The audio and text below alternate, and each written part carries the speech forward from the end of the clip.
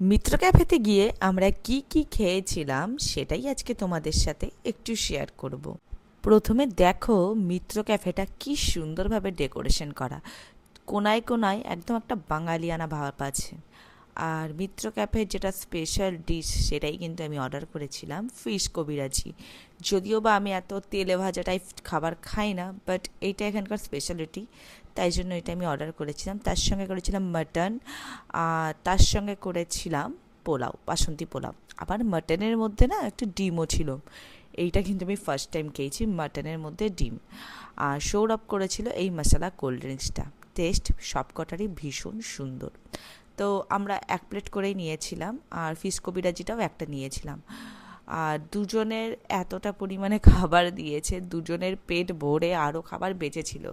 আর এখানে মাটনের কোয়ান্টিটি ছিল অনেকটাই। আর 8 পিস ছিল, আর একটা গোটা ডিম ছিল, যেই ডিমটা আমরা দুজনে মিলে ভাগ করে নিয়েছি। মিত্র ক্যাফে আমাদের দুর্গাপুরে নেই, কিন্তু আমি যখন দীঘাতে গেছিলাম তখন মিত্র ক্যাফে ছিল, বাট কিছু কারণের জন্য আমি মিত্র ক্যাফেতে যেতে পারিনি। বাট খুব ইচ্ছে ছিল কি মিত্র ক্যাফেতে একবার যাওয়ার। তো পুরীতে গিয়ে যখন দেখি মিত্র ক্যাফে এখানে অ্যাভেলেবেল রয়েছে, তো কেন যাবো না। তো ঝটপট করে আমি আর সৌরভ প্ল্যানিং করলাম দুপুরবেলা আজকে দুপুরের খাবারটা আমরা মিত্র ক্যাফেতেই খাচ্ছি।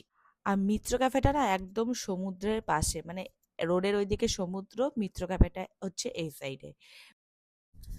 আমি আবার খুব একটা মটন প্রেমী নই, আমি মাটন খেতে খুব একটা পছন্দ করি না। বাট সৌরভ এত ভীষণ মাটন খেতে পছন্দ করে যে তোমাদেরকে আমি বলে বোঝাতে পারবো না। ওকে যদি প্রত্যেকদিন মাটন দেওয়া হয়, ও কিন্তু হাসি খুশি মনে সেই মাটনটা খেয়ে নেবে, যেটা আমি এক পিস বা একবার খেয়ে আমি আর দ্বিতীয়বার খেতে পারি না। আর ফিশ কাটলেটটা এতটাই বড় ছিল, দুজনে মিলে খেয়ে পুরো প্রায় পেটটাই ভরে গেছিল।